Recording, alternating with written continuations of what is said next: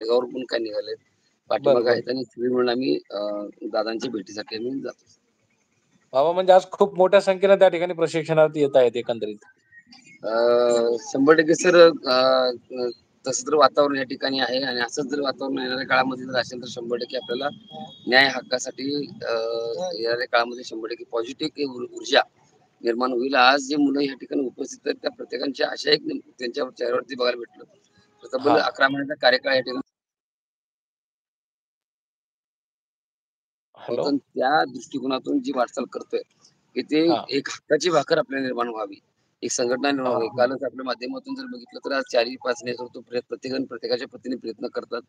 हां. कोणी मुंबईच्या आंदोलनाच्या दिशेने करतं, कोण म्हणजे कसं करतं, जे काय असेल ते प्रत्येकजण करतात. त्यांना माझ्या खूप हो, मनातून शुभेच्छा आहेत. कारण हो, हे जे काम आहे आता सगळ्यांनी एकजुटीने, एक ताकदीने रस्त्यावर उतरणं गरजेचं आहे. कारण हो, आज तब्बल 11 महिन्यानंतर आपण पुढं काय हा मोठा प्रश्न पुन्हा एकदा निर्माण होतोय. सरकार हो, एकीकडे तुम्हाला रोजगार देतो म्हणून सांगतं आणि एकीकडे सरकार फसवतंय आणि एकीकडे हो. जे रिटायरमेंट झाले त्या लोकांना परत कामावर घेतंय. म्हणजे अशा बरोबर. परिस्थितीमध्ये आपण जर या ठिकाणी काम करत असताना किंवा अशा हां. पद्धतीने वाटचाल करत असताना जर संघटना म्हणून जर आपण एखादी गोष्ट जरी आहे किंवा आपण आपल्या पद्धतीने काय केलं पाहिजे आणि त्या हां, हां. दृष्टिकोनातून जेवढी ताकद लावता येईल तेवढी ताकद मी देखील लावतोय आणि बाकीची मंडळी देखील लावतात. त्यांचं खूप मनातून हो, आभार व्यक्त करतो. या ठिकाणी मला वाटते 4-5 दिवसापूर्वी बालाजी पाटील चाकूरकर साहेब हे देखील 2-3 दिवस या ठिकाणी वेळ दिलता.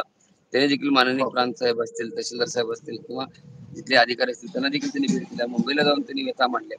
आणि नेतृत्व म्हणून जी जबाबदारी करायची आहे ती नेतृत्व पद्धतीने त्या पद्धतीने प्रत्येकजण करतात. त्यांचं मी खूप मनातून स्वागत व्यक्त करतो. कारण लातूर हा जिल्हा खूप लांब आहे. तरी देखील धुळ्याला येऊन आपण नेतृत्व म्हणून नेतृत्वाने काय या मुलांच्यासाठी ही प्रेम जिव्हाळा लावलेली सगळी मुलं आहेत. एवढ्या लांबची मुलं आहेत. या मुलांच्या मध्ये सक्रिय होऊन हे नेतृत्व प्रत्येकजण प्रत्येकाच्या पद्धतीने प्रयत्न करतात. आम्ही देखील त्याच हं. पद्धतीने प्रयत्न करणार आहोत. ते एक आपल्या हं, प्रशिक्षणार्थी नेतृत्व म्हणावी तर प्रशिक्षणार्थी म्हणून त्या ठिकाणी उतरलेत. पण हं. नेतृत्वापेक्षा चांगलं काम त्यांचं आता त्या ठिकाणी चालू आहे. त्यांना पाठिंबा देण्यासाठी आम्ही या ठिकाणी आलोय आणि आता सर्वांच्या उपस्थितीमध्ये आम्ही त्यांना पाठिंबा देण्यासाठी आणि पुढील दिशा त्यांची काय आहे ते ऐकून हं. जाणून घेऊन ते काय मार्गदर्शन करतात.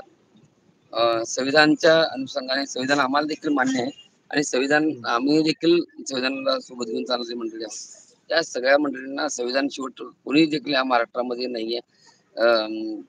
जे भारत देश जो आहे तो त्याच्यावरतीच तोच हो. नेतृत्व किंवा त्यातून आपल्याला किती पॉझिटिव्हता बरोबर. ऊर्जा निर्माण होते ते त्या हो, ठिकाणी हो, बघणं अत्यंत गरजेचं आहे. आणि त्यासाठी आम्ही हो. आता माननीय श्री अभिनंदनांच्या भेटीसाठी निघालो.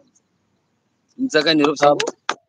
बाबा आपण किती वाजता पोहोचणार म्हणजे आपण पुन्हा मग धुळ्यावरून लाईव्ह घेऊयात नाही तिथून झालं सर, पोहोचू. आता मी मला वाटतं 10-15 मिनिटामध्ये 5 मिनिटामध्ये आहे. अजून 2-4 गाड्या पाठीमागे आहेत. ते जरा थोडी वाट बघावली त्यांना जरा फोन लावतो आणि बरं, बरं. बाकीचे प्रशिक्षणार्थी तेवढ्याच उत्साहाने या ठिकाणी उपस्थित आहेत.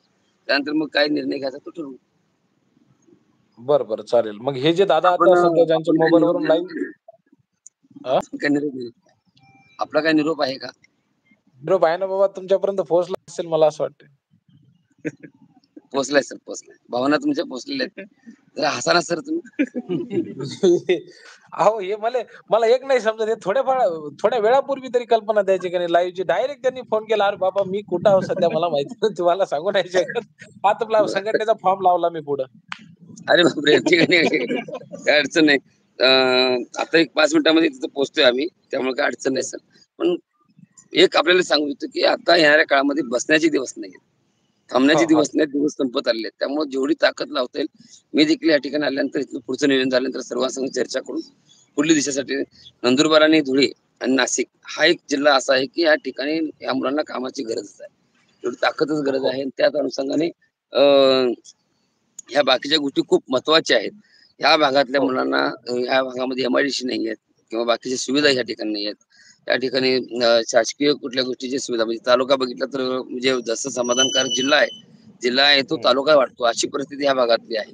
त्या मुलांना हां. हाताला काम मिळालं पाहिजे ही भावनिकता मनामध्ये ठेवून त्या मुलांना खरोखरच कामाची गरज आहे आणि ह्या हं. मुलांच्यासाठी आपण जर वेळ दिला तर 100% नंदुरबार आहे, धुळे आहे, गडचिरोली, गोंदिया, चंद्रपूर हे अशी म्हणजे जे लास्ट महाराष्ट्राच्या बॉर्डरचे आहेत, त्या भागातली मंडळी मुंबईमध्ये कधी पोहोचणार आणि आपली व्यथा कधी मांडणार? तिथल्या तिथल्या बरोबर. तालुक्यातल्या प्रतिनिधींचं काम आहे ते त्या मुलांच्या भवितव्यासाठी हे सगळ्या गोष्टी करणं. पण आज नेतृत्व म्हणून 3-4 नेतृत्व आज रस्त्यावर उतरत आणि ह्या मुलांच्यासाठी हक्काची भाकर उभा करतोय. त्यासाठी हं. मुलांनी देखील सहकार्य करण्याची भूमिका त्या ठिकाणी होणं गरजेचं आहे. आणि बरोबर. 100% मी आपलं मनात